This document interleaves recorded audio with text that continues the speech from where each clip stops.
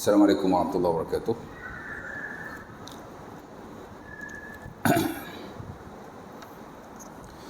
Innal hamdalillah nahmaduhu wa nasta'inuhu wa nastaghfiruhu wa na'udzu billahi min shururi anfusina wa min sayyiati a'malina may yahdihillahu fala mudilla lahu wa may yudlil fala hadiya lahu. Asyhadu an la ilaha illallah wa la syarika lahu wa asyhadu anna Muhammadan abduhu wa rasuluh. Allahumma salli ala Muhammad wa azwajihi wa zurriyyatihi kama sallaita ala Ibrahim wa ala ali Ibrahim innaka Hamidum Majid. Wa barik ala Muhammad wa azwajihi wa zurriyyatihi kama barakta ala Ibrahim wa ala ali Ibrahim innaka Hamidum Majid. Rabbi shrah li sadri wa yassir li amri wa hlul 'uqdatam min lisani yafqahu qawli, amma ba'd. Syukur kepada Allah Subhanahu wa taala kerana pada malam ini dapat sama-sama kita berkumpul dan berjumpa sekali lagi di surau kita. Setelah saya dah 2 bulan tak ada kot. Betul tak? Ini bulan 1, saya last kuliah hari tu bulan 10. Ya. Bulan 11 balik kampung Kelantan, bulan 12 pun balik kampung Kelantan juga. Jadi kita dah 3 bulan tak jumpa lah ya. Bulan depan rasa balik kampung lagi kot. Cuti aja kan. Ni cuti lagi ni, sekolah ni 9 bulan 2. Sebulan, 4 minggu. Tak tahulah, mungkin saya ada, saya datang lah. Kalau tak datang, tak ada lah tu ya. Dan saya minta maaf lah lambat sikit, kerana kereta saya tadi naik temperature. Tinggal kereta tu, telefon isteri datang ambil, mari sini. Tapi dekat rumah lah, dalam 3 km, dekat Pasar Malam Pajarah tu. Tak tahu naik temperature pula. Rumah datang ambil lah. Lewat sikit lah ya. Tapi biasa 7.50 kat kuliah pun. Lewat 10 minit kot. Baik ya. Jadi sesi kuliah yang lalu tuan-tuan, kalau tuan-tuan masih ingat lah ya, kita pada slot elemen muamalah ya. Itulah elemen harta. Kerana muamalah ni tuan-tuan dia ada elemen-elemen tertentu. Apa maksud elemen? Elemen ni maksudnya ialah perkara yang tidak boleh tidak dia mesti ada dalam satu urusan muamalat. Sebab itu dia disebut elemen. Ada 4 kebiasaannya. Pertama harta, kedua pemilikan, ketiga akad dan keempat rela. Di mana keempat-empat ni dia ada dalam semua aktiviti muamalat yang kita lakukan. Jual beli dia mesti ada. Sewa menyewa dia mesti ada. Investment, pelaburan dia mesti ada. Ya. Itu yang komersial lah. Ya, yang kita nak menghasilkan wang. Ya. Perniagaan. Ya.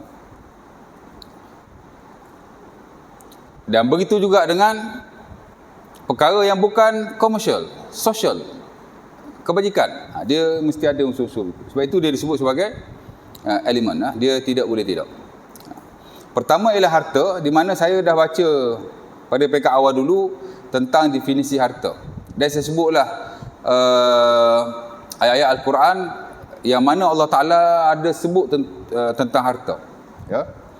Di mana tuan-tuan, bila sebut harta ni, sebenarnya kita dah tahulah harta-harta ni mana harta. Macam itulah kita tahu kan. Tapi dalam fiqh tuan-tuan dia ada definisi dia yang tersendiri. Di mana ulama-ulama kita masing-masing ada takrifat atau definisi masing-masing.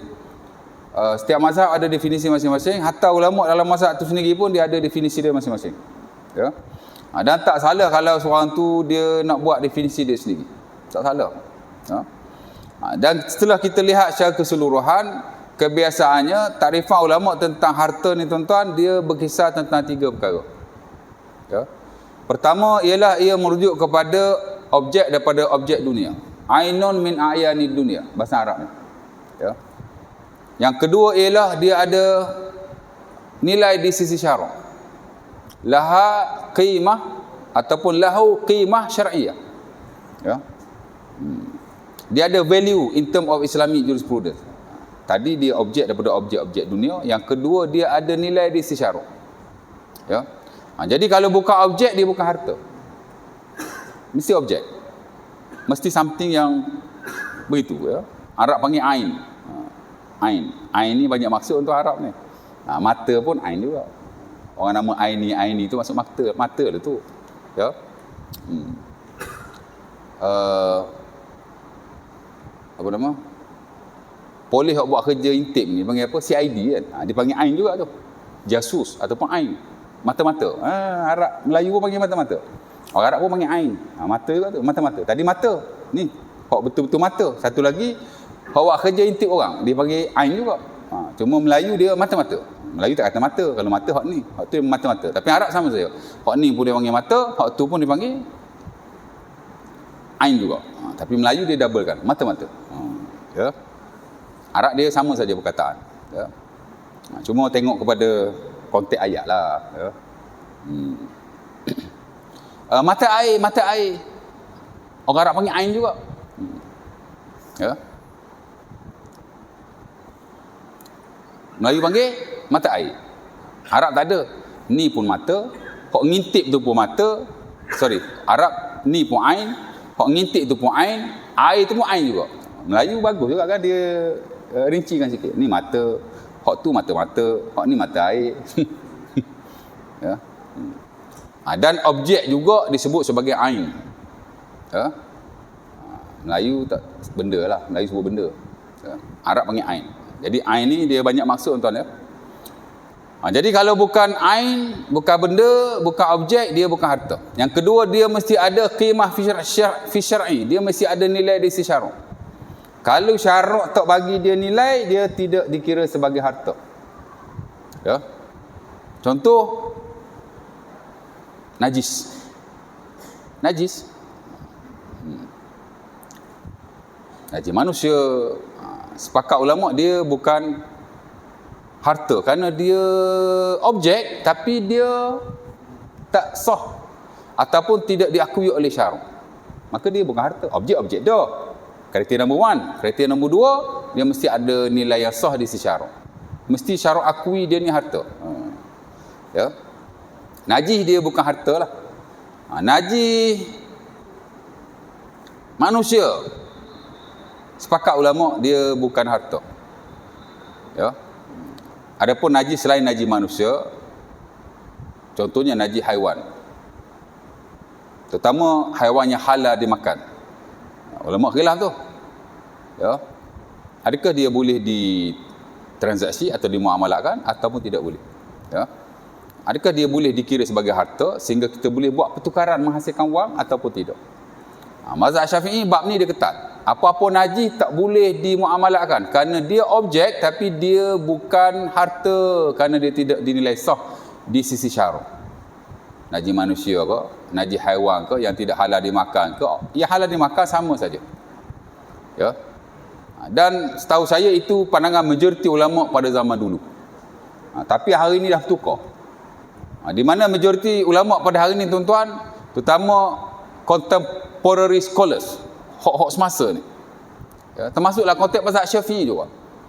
Syekh Ali Qurahdari, antara tokoh muamalah dunia hari ni. Ya. Saya tak tahulah dia Syafi'i ke tidak, tapi dia ada mentahqiqkan buku Al-Imam Al-Ghazali rahimahullah Al-Wasit. Di mana buku Al-Wasit ni antara buku teks mazhab Syafi'i. Dia tahqiqkan, dia syarahkan. Ya. Dia juga berpendapat bahawa najis haiwan yang halal dimakan boleh ditransaksikan. Mana kita boleh buat pertukaran dengan wang. Dan dikata wa hadzal ladzi yadhhar rajhanuhu. Dan inilah yang kita lihat pendapat yang rajih, yakni yang kuat. Sementara najis haiwan boleh dimunafaatkan. Ya. Boleh buat baja. Jadi dikata boleh dijual belikan. Kita ada bela kambing 40 ekor, 50 ekor, ada orang nak beli najis kambing kita. Kalau ikut fatwa beliau, boleh dijual beli. Ya. Nampak? Kalau tuan-tuan ikut fatwa mazhab Syafi'i memang tidak boleh. Sebagai ulama Syafi'i membeli kelonggaran. Dia kata tak boleh jual beli, tapi boleh buat pertukaran pemilikan dengan pengambilan wang yang disebut sebagai nakluliyat. Ya, sebagai ulama dia tak melihat perbezaan. Jual beli ke, nakluliyat ke, pertukaran tangan ke, dia kata lebih kurang saja kerana ia juga satu pertukaran. Ya, tapi ya, mazhab Syafi'i kata jangan kontrak jual beli, tapi kontrak pertukaran tangan, nakluliyat. Awak ambil najis, saya ambil duit, tapi bukan jual beli. Ini kontrak pertukaran tangan namanya. Ya.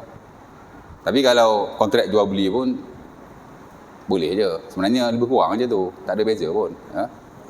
Dan ada tempat lain pun tanya saya, Ustaz, saya nak jual najis kambing saya macam mana?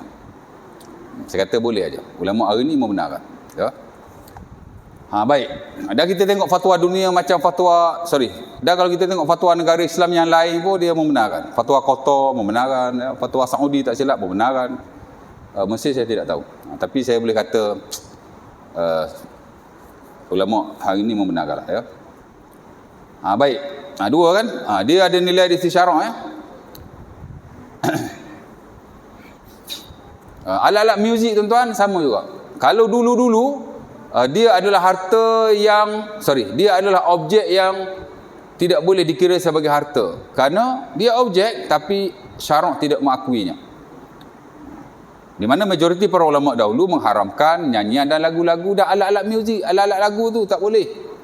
Dan mazhab Syafi'i antara yang ketat dalam bab ni. Ya. Alat muzik tuan-tuan, kalau kita berniaga, orang mari bakar kedai kita. Contohnya. Mungkin dia boleh diambil tindakan-tindakan tertentu kerana membahayakan orang lain. Tapi nak suruh dia ganti alat muzik tu tak boleh. Kerana alat muzik di sisi mazhab Syafi'i dan setahu saya majoriti para ulama dulu adalah harta yang tidak boleh atau tidak perlu diganti jika dirosakkan oleh orang lain. Habis tahap macam tu. Kalau Haji nego alat-alat muzik, saya pergi hancurkan alat-alat muzik Haji. Mungkin saya dikenakan tindakan-tindakan tertentu oleh pemerintah, tapi nak suruh saya ganti alat muzik, saya hancurkan, tidak boleh. La dhaman ala mutlafihi, itu disebut dalam mazhab Syafi'i bahkan. Tidak ada jaminan ke atas sesiapa yang merosak atau menghancurkan barangan itu. Alat muzik ni depa dulu anti sungguh, ya. Tapi hari ni sama macam bab najis tu juga, terbalik. Majoriti ulama telah mengatakan bahawa alat-alat muzik adalah barangan yang sah di sisi syarak. Siapa-siapa yang jual, kita tak boleh buat macam hak difatwakan dulu-dulu lah. Maksudnya kalau kita merosakkan, kita kena jaminan. Dan hari ni pun orang duk berniaga alat muzik. Kat rumah saya pun ada kedai alat muzik, ya. Kerana majoriti hari ni tuan-tuan telah mengharuskan muzik selagi mana dia tidak bercampur dengan benda-benda haram. Dunia pakai, Malaysia pakai. Ya. Apa? Terbalik. Kedua, sebab itu kita nak kena saring lah dengan fatwa-fatwa semasa, ya. Buku-buku klasik ni boleh jadikan panduan. Tapi bila kita nak sampaikan pada masyarakat, kita kena tengok fatwa yang terkini, yang telah disaring oleh ulama-ulama terkini. Kalau tidak, kita akan mengelirukan. Unfortunately lah, saya lihat ada jugalah beberapa individu tertentu, bila dia mengajar muamalat, dia sentuh, dia duk baca buku. Ia kena duk baca buku hak lama-lama tu kan. 100 years ago. Sebagai isu dia tidak relevan sama sekali. Ya. Nampak? Ada ustaz tu kata, babi haram, judi haram. Tu dia kata mari masjid dengan kereta riba. Mana ada istilah kereta riba? Tu beli rumah dengan rumah riba. Mana ada istilah rumah riba? Ya tak? Ialah maksud dia, tuan-tuan buat loan dengan konvensional. Loan dengan konvensional confirm riba. Duit itu haram. Duit itu haram, tuan. Kalau tuan-tuan ikut yang standard mazhab Syafi'i, dan setahu saya majoriti para ulama, duit itu haram. Duit riba ataupun hak kita bagi pada bank tu haram lah. Confirm lah haram sebab itu riba. Ni duit pokok ni, capital of the loan. Ni Roksulman. Kita pergi bank, kita nak pinjam 50,000. Bank pun bagi 50,000 kita, kan, dengan interest sebanyak sekian-sekian. Interest tu memang haram lah. Tak syak lagi. Ni hak pokok ni. Tuan-tuan ikut mazhab Syafi'i, pokok tu pun haram. Tuan-tuan makan, kira-kira makan duit yang haram. Tuan-tuan beli baju, dikira beli baju yang haram. Hatta tuan-tuan beli kereta tu, dikira kereta haram. Menurut, saya nak kata majoriti tak berani lah. Tapi kalau mazhab Syafi'i, itulah fatwa. Jadi apa ustaz tu kata tu betul. Tapi tidak tepat. Kerana pada hari ini, fatwa dunia, fatwa Malaysia bahkan, JAKIM pakai, fatwa wilayah pakai, dan saya yakinlah kalau lihat kepada fatwa negeri-negeri yang lain, ya, saya ingat mereka juga memilih perkara yang sama. Kerana tokoh-tokoh hari ini sudah mengatakan bahawa urusan yang kita lakukan walaupun melibatkan riba, duit itu halal. Kalau tuan-tuan beli kereta, kereta tu kereta halal. Tuan-tuan beli rumah dengan duit itu duit halal. Yang haram ialah interest yang tuan-tuan bagi pada bank dan perbuatan tuan-tuan itu. Apapun duit itu halal. Kita guna pakai mazhab Hanafi dalam bab ni. Ya, jadi kena saring. Ustaz tu kata betul tapi tak tepat. Tahulah nak pangcung ataupun nak orang kata nak bagi tahu benda tu tidak boleh, tapi pendapat itu tidak tepat sama sekali. Jangan kata duit itu duit haram, ya. Itu sudah jadi duit halal mengikut fatwa kontemporer. Bukan bermaksud kita boleh ambil loan dengan mana-mana institusi secara konvensional, bukan begitu. Ada orang kata kalau lagu tu kan okeylah konvensional, tak okey. Kita bercakap tentang duit pokok daripada kontrak itu. Tak? Dah kita dah terbuat, nak buat macam mana? Bukan boleh undur balik. Afterwards, kita buatlah pembiayaan menerusi akad-akad Islam di perbankan-perbankan atau sekurang-kurangnya Islam. Betul tak? Hak lepas tu lepaslah. Allah Ta'ala pun kata, فَمَنْ جَاءَهُ مَوْعِظَةٌ مِنْ رَبِّهِ فَلَهُ مَا سَلَفَ. Dulu dia riba, lepas tu dia datang peringatan daripada Tuhannya dan dia bertaubat. Allah Ta'ala kata, lepas tu lepas. Ya. Ambil duit pokok aja, riba jangan ambil. Ya.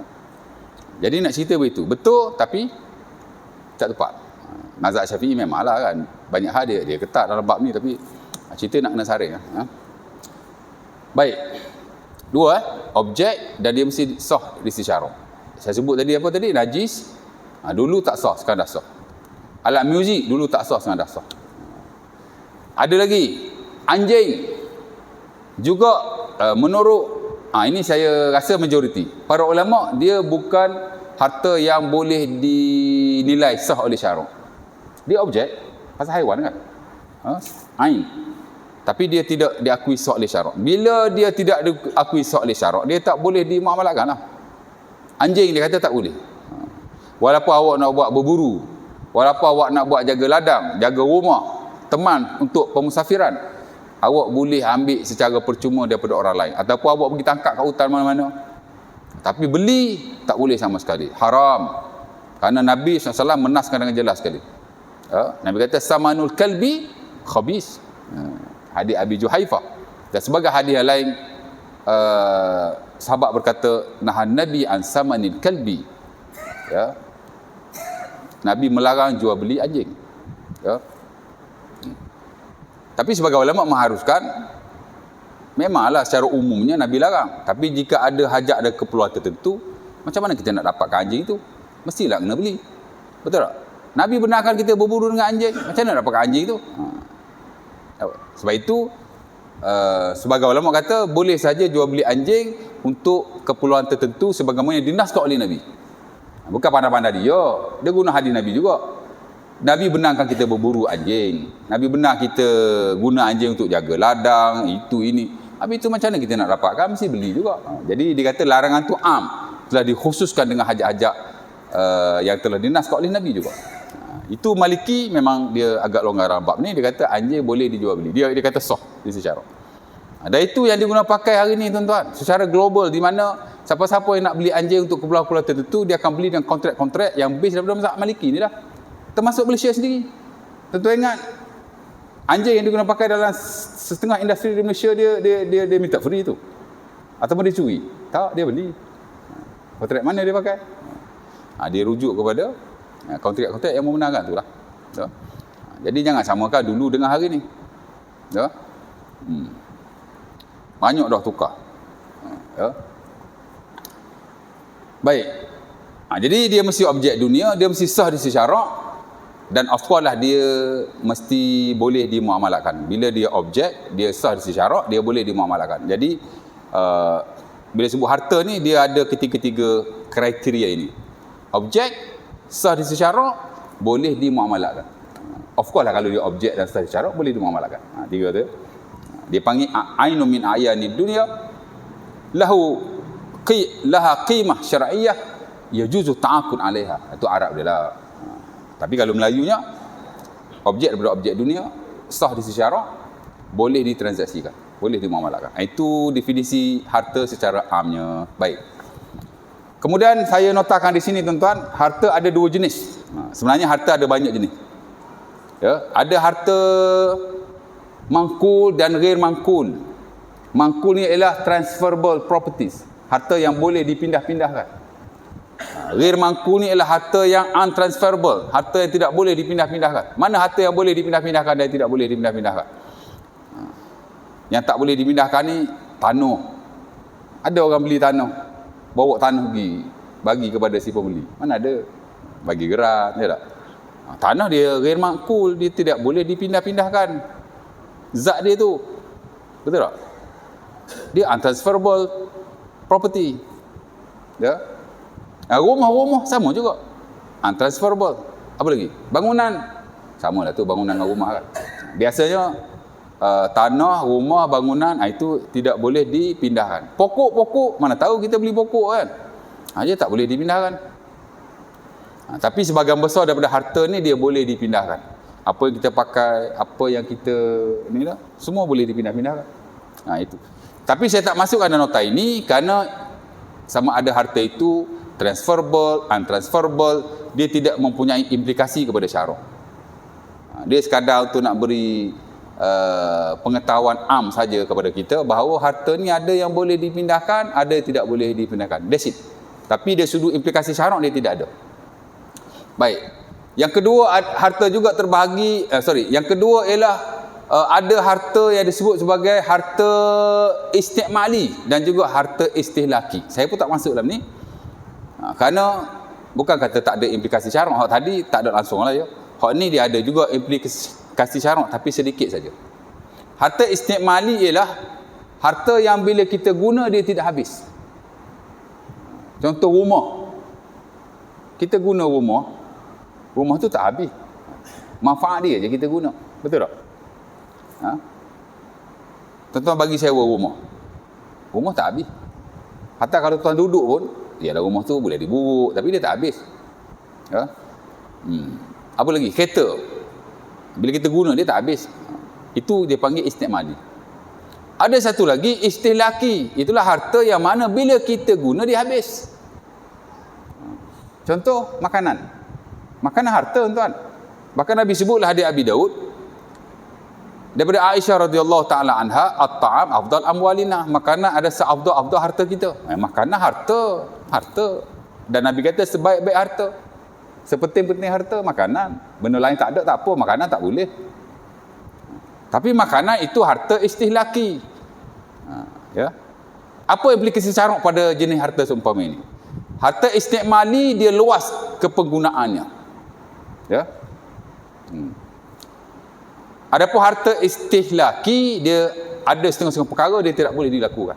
Contoh kalau kita nak wakaf, kita hanya boleh wakaf harta yang istikmali saja, tapi tak boleh wakaf harta istihlaki.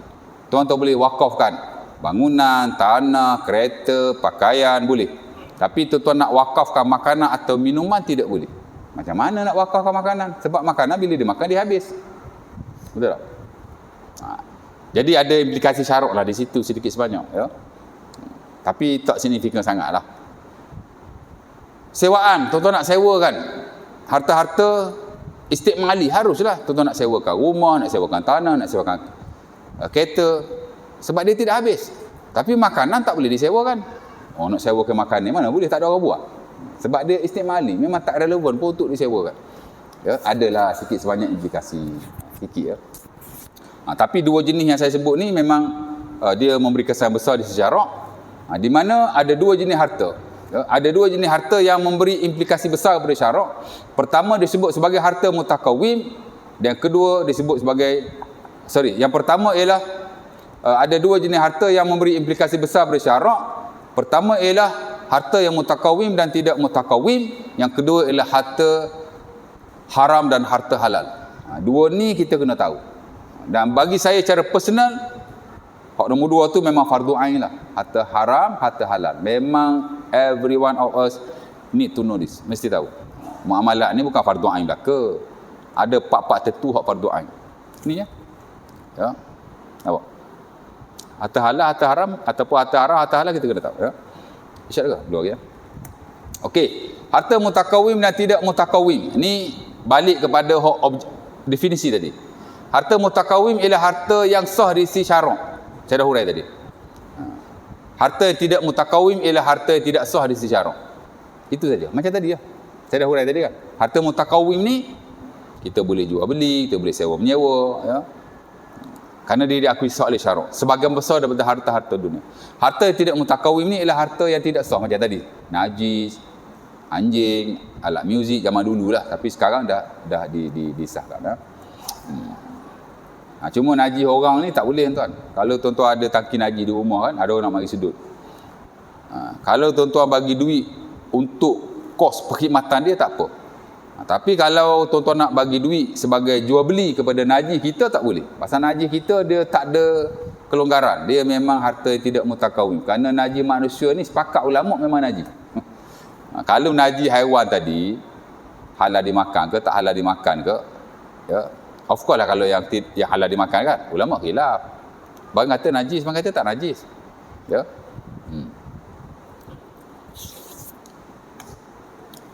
Orang Hambali tuan-tuan, dia mari sembahyang, burung berak atas bahu dia. Dia tak basuh. Alah sikit saya bujari. Allahu akbar sembahyang. Ya. Dan ini pernah berlaku kepada ulama Syafi'i sendiri. Nama dia Al-Imam At-Tabari rahimahullah. Tabari tafsir tu tak silap saya. Saya tak tahu Tabari yang mana, tapi ada disebut oleh Asy-Syaikh Al-Ba'lawi dalam buku dia tentang Al-Imam At-Tabari rahimahullah, di mana bila dia nak sembahyang ada taik burung atas baju dia. Dia ulama Ustaz Syafi'i. Dia angkat takbir Allah Akbar sembahyang. Bila habis sembahyang, member-member dia marah dia. Kata apa hal kau sembahyang ada taik burung atas baju? Dia kata ana Hambaliyul mazhab. Aku ni mazhab Hambali. Dia nak kata dalam bab ni aku ikut mazhab Hambali lah. Ya. Jadi ialah ulama Syafi'i pun tak adalah semua dia ikut mazhab Syafi'i. Kadang dia ada kecenderungan kepada pendapat dari mazhab-mazhab yang lain. Ulama biasa tuan, ya. Kan? Dia mana boleh ikut orang, dia ada pendapat dia sendiri, ya. Macam kita kata Qardawi lah. Qardawi dia ulama Mesir.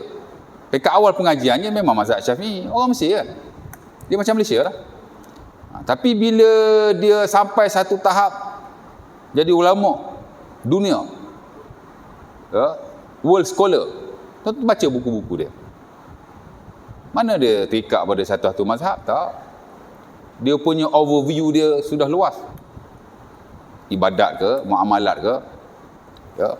Dia memilih hanya pendapat yang kuat dari sudut dalilnya dan juga yang sesuai dengan kemaslahatan masa kini. Lepas tu dunia ambil dia jadi penasihat. Europe ambil dia sebagai AJK fatwa. Qatar ambil dia sebagai AJK fatwa. Majma' Fiqh Islam Riyadh ke Jeddah ambil dia sebagai AJK fatwa. Dia dunia. Tiba-tiba ada orang kita pula. Betul tak? Dia dah orang panggil Tok Guru kan. Tapi bagi saya level ustaz je tu. Sewil Qardawi. Awak ingat Qardawi tu awak punya standard. Qardawi tu buku-buku dia kat Azhar, orang buang kat longkang aja. Amboi.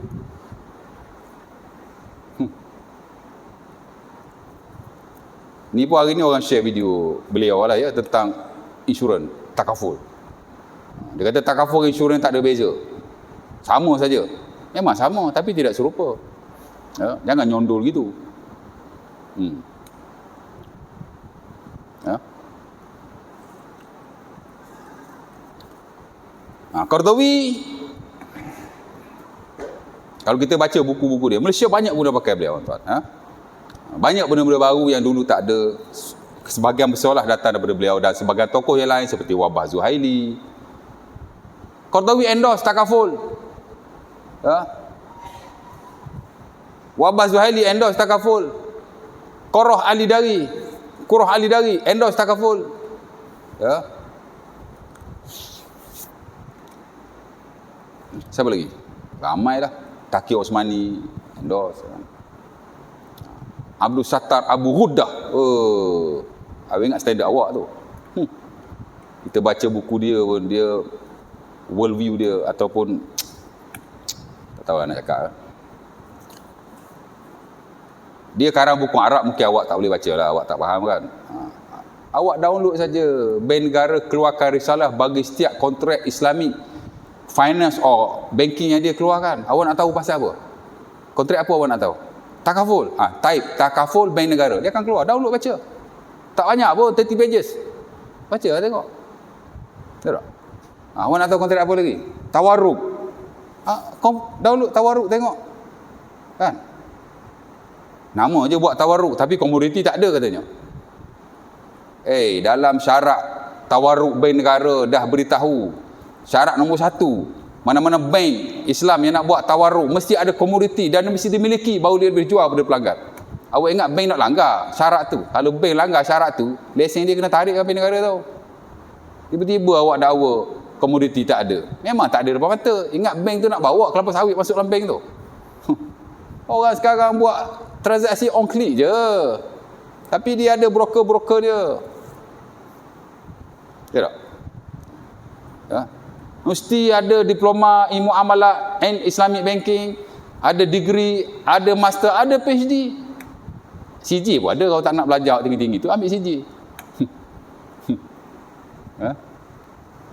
Dah lah, kalau tak setuju pun tak apa. Kita kata bukan tak boleh kritik. Saya pun bukan 100% setuju dengan buat-buat tu. Ya tak? Tapi kritik dengan cara yang betul lah. Ya tak? Bukan kata tak boleh kritik. Boleh aja. Saya pun banyak juga. Ataupun ada yang saya tak setuju pun. Dan saya yakinlah tuan-tuan, pakar-pakar muamalah, hatta penasihat syariah di bank-bank itu sendiri, mesti ada benda yang dia tak berapa bersetuju dalam setengah-setengah keadaan. Tapi bukan kita nyondol begitu. Bagi dia tahulah argument kita tu kat mana. Ya tak?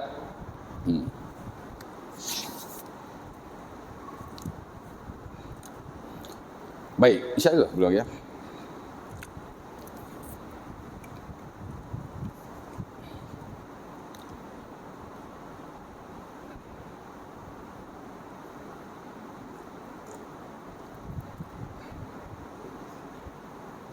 Kat mana tadi? Okey, harta mutakawim dan tidak mutakawim ya. Nak sebut Qardawi tadi kan.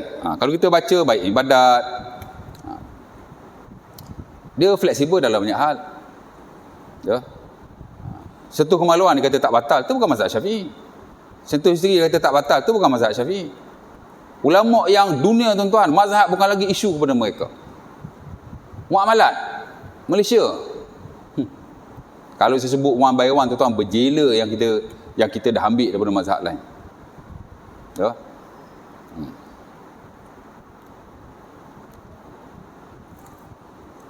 Bolehlah dijadikan panduan. Hatta kita di peringkat agama negeri pun tuan-tuan, bab zakat. Banyak kita ambil yang bukan mazhab Syafi'i. Zakat pendapatan. Ada mazhab Syafi'i zakat pendapatan? Mana ada? Zakat Syafi'i pendapatan daripada mazhab Hambali. Mal Mustafak dia panggil. Ya. Itu pun yalah, kalau orang biasa bercakap kita tak kisah. Ni kadang-kadang pendakwah juga kan. Dia tak faham. Zakat pendapatan tak ada dalil katanya. Jakim dah jawab tahun 2016 lagi dalam web dia. Mana boleh tak ada dalil? Mestilah ada dalilnya. Ya. Itu zakat baru. Harta ni tuan-tuan, kita tak boleh tingkat dengan bentuk-bentuk yang lama. Kalau macam tu tuan-tuan buat jual beli Bitcoin, tak payah zakat Bitcoin. Bitcoin beli 50,000. Habis tu tak payah zakat. Dia kata zakat kena hak dulu-dulu ya. Macam-macam dengan harta-harta moden, harta-harta digital, elektronik, harta-harta maya. Yang mana kadang-kadang zakat pendapatan. Tak ada pun zaman dulu. Memanglah tak ada. Orang dulu dia bekerja sekadar untuk sara hidup. Tak ada kayanya kalau jadi kuli. Sebab tu Imam Ghazali dah buku ayat dalam slot untuk mengumpul dan mengembangkan harta, dia tak masuk makan gaji situ. Dia masuk berniaga, sewaan, investment. Saya dah pernah hurai dulu kan. Ingat Imam Ghazali tu sufi saja. Dia sufi tapi tajir. Dia suruh orang kembangkan perniagaan. Ya.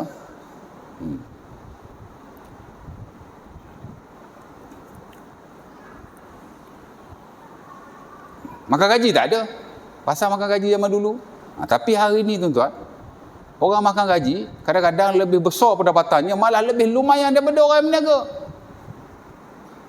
Jadi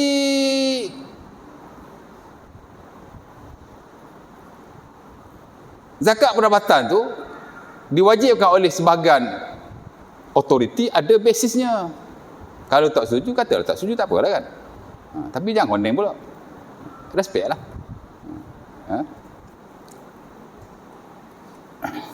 Harta dia kata mesti cukup haul. Mana kalau kita dapat 1 juta pun, kalau dalam masa setahun kita habiskan duit itu, kita tak wajib zakat. Itu berapa awak. Pakar-pakar muamalah ini tidak memandang sebegitu. Oh, kalau macam tu awak dapat 1 juta. Hari ni pergi England. Esok pergi Europe. Lusa pergi Thailand. Sebulan boleh habis 1 juta. Lepas tu bila awak nak bayar zakat? Ya.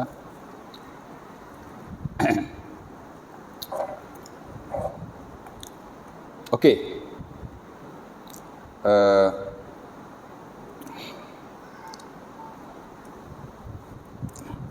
Jadi Qardawi kerana keterbukaan beliau, dia diterima dalam banyak hal. Adalah benda kita tak setuju dengan dia, tapi most of all, dia amat relevan sekali.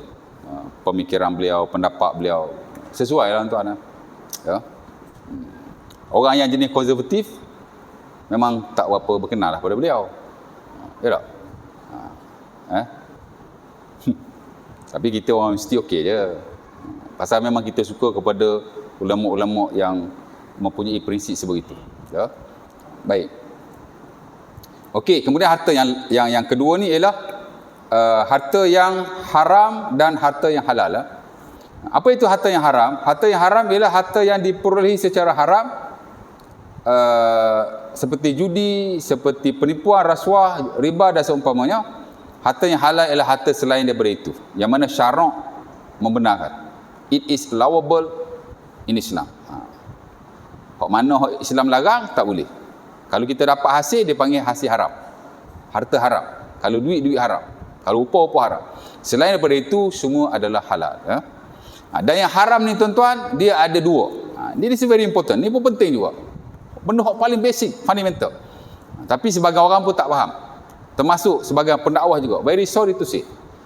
Baru-baru ni pun ada satu isu di mana seorang ustaz agak terkenal juga bila dia ditanya, boleh tak kita terima bayaran hutang daripada hasil judi? Oh, saya buta ngaji. Saya nak pergi bayar lah ni. Tapi malam tadi saya kena sport toto. Tahu sport toto kan? Judi ya. Saya pergilah, Haji, saya nak bayar hutang haji. Alhamdulillah, Haji kata. Tapi duit saya nak bayar ni duit judi tau. Malam tadi saya menang sport toto. Allah. Ustaz pun tu berkata, haram, tak boleh ambil. Kalau duit tu duit judi.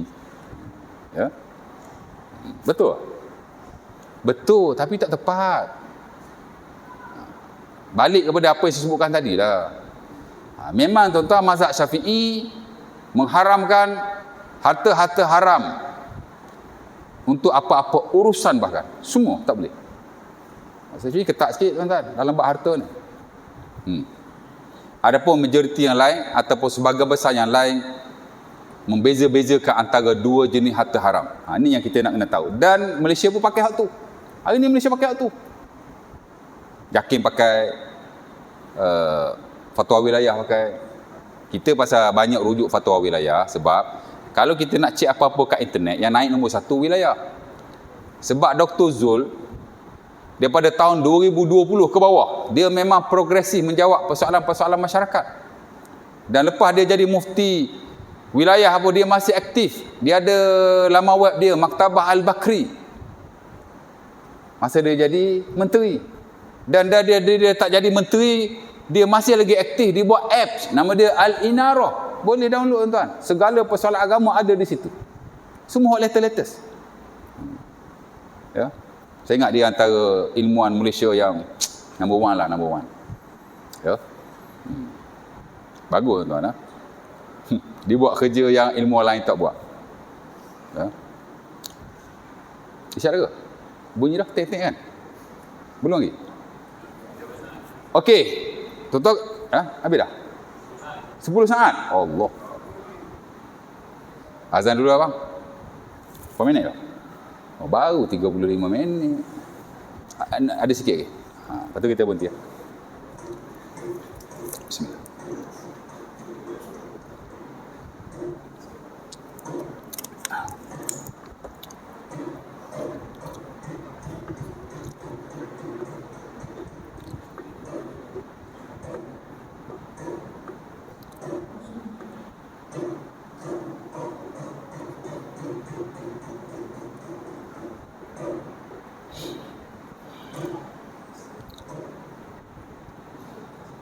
Allahu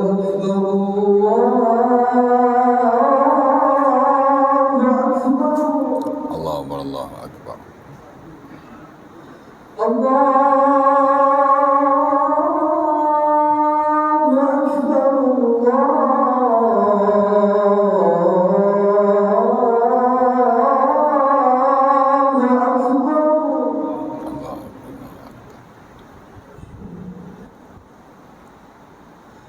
Asyhadu an la ilaha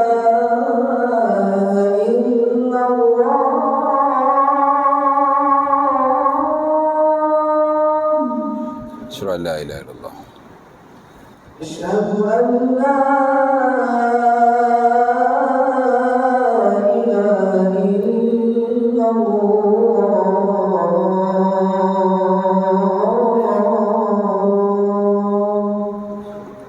Asyhadu an la ilaha illallah. أشهد أن محمدا رسول الله Asyhadu anna Muhammadar Rasulullah. أشهد أن محمدا رسول الله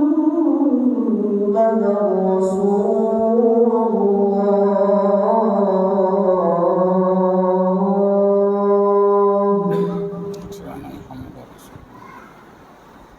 حي على الصلاة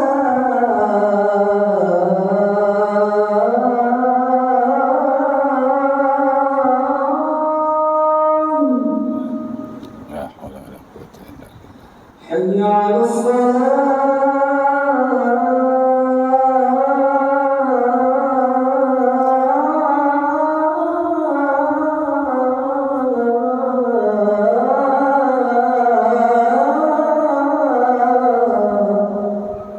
La haula wa la quwwata illa billah.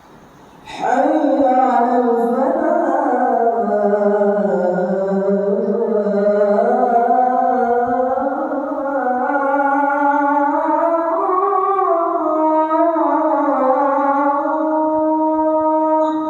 La haula wa la quwwata illa billah. حي على الفلاح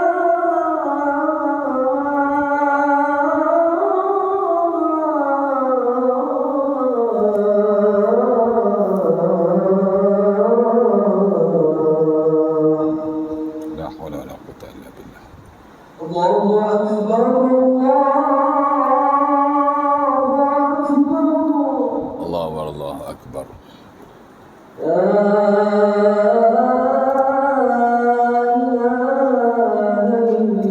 إلا الله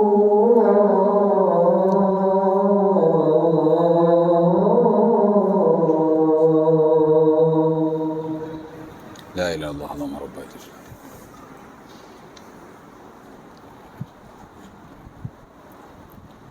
Okey, baik. Saya nak habiskan sikit ya. Okey, harta haram ni tuan-tuan. Balik pada yang tadi ya. Jadi apa yang diberitahu atau yang dijawab oleh si fulan tadi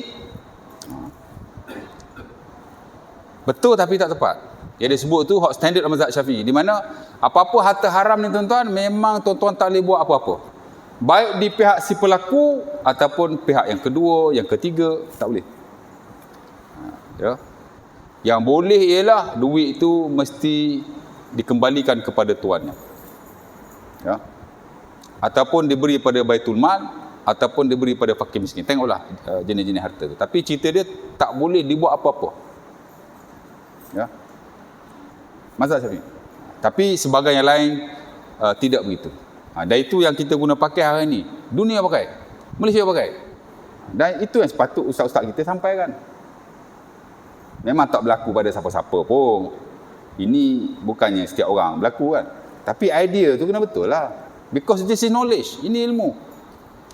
Dan dapat ilmu yang salah, kefahaman kita pun boleh salah. Make sure ilmu kita dapat tu yang betul. Yang betul tu dalam konteks ni hak-hak terkini lah. Sebab tu saya kata kena saring, kena tengok kan.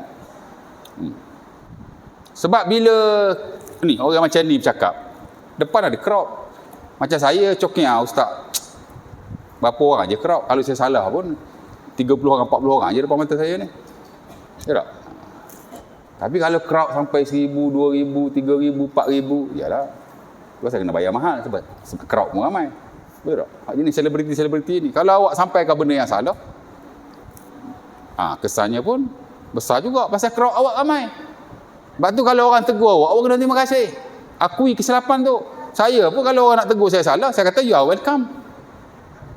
Dah awak sampai secara am, orang pun kena tegur secara am lah. Takkan nak tegur in private word.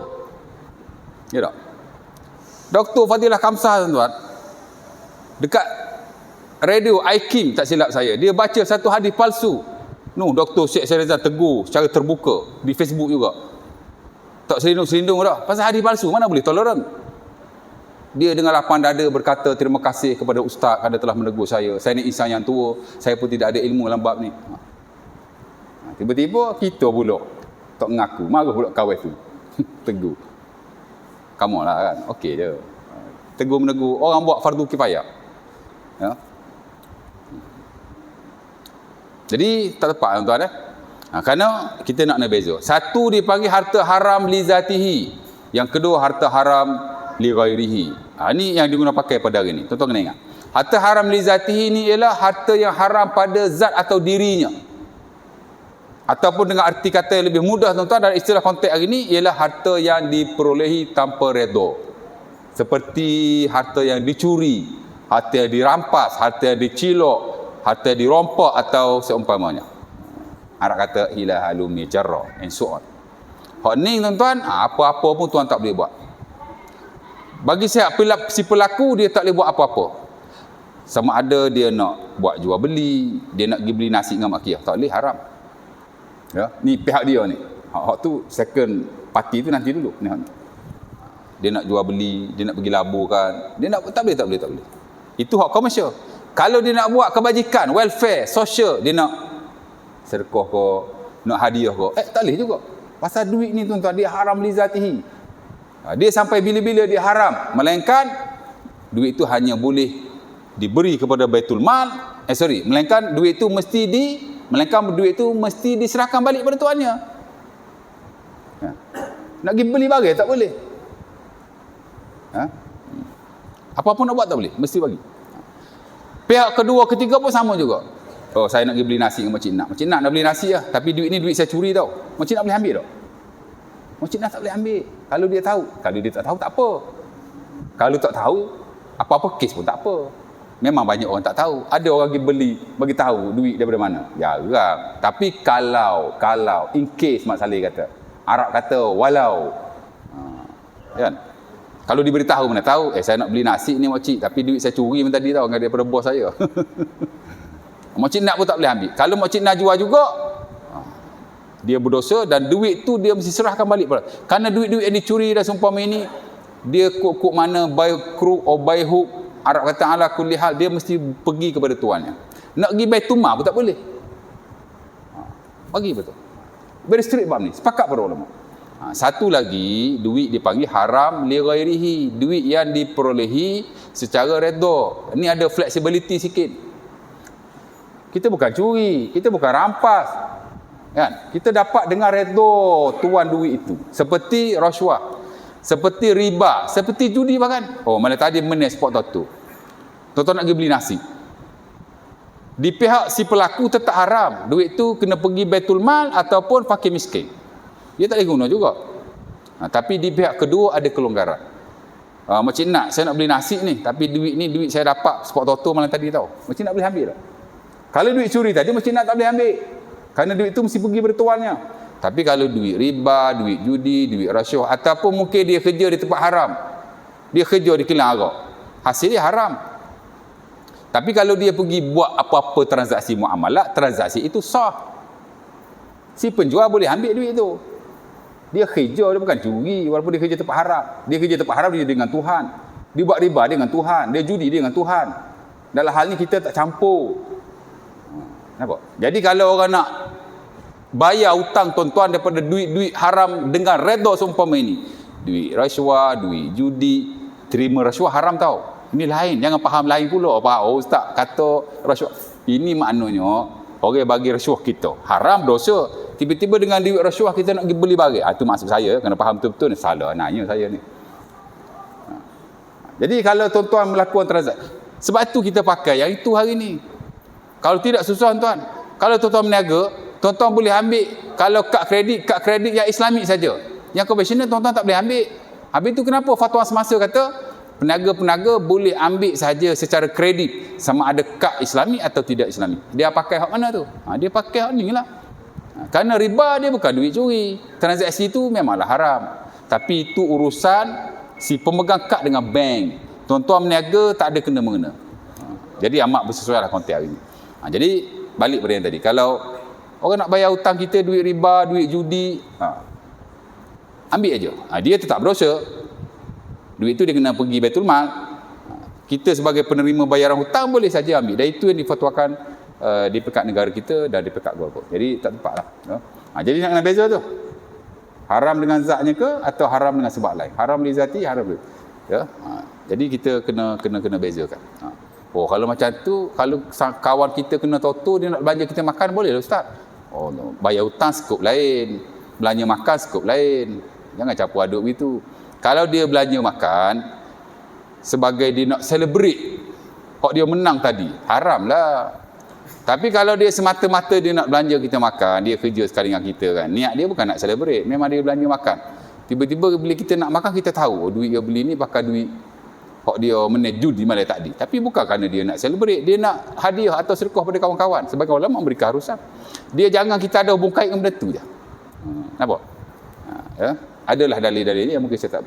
Tapi dia dalam konteks kita lah. Ingat ya, harta haram ada dua, li zatihi, curi, rampas apa semua, li ghairihi, riba, rasuah, ya, judi. Hak ni dia ketat.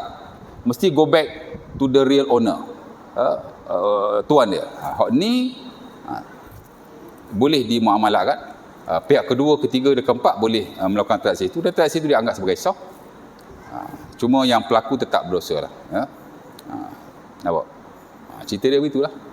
Okey, jadi kita habis tentang ilmu harta. Next nanti kita masuk pula jenis-jenis harta halal dan haram. Saya mula dengan harta halal dulu. Nombor satu ialah gaji atau upah ya. InsyaAllah ta'ala kita akan berilah sikit pencerahan. Dan kalau ada isu-isu yang berkenaannya saya akan sebutlah ya. Setakat itu dulu. Akhul Kirazab. Assalamualaikum warahmatullahi wabarakatuh. Kita tangguhkan majlis kita di atas kafarah dan surah An-Nas. Bismillah.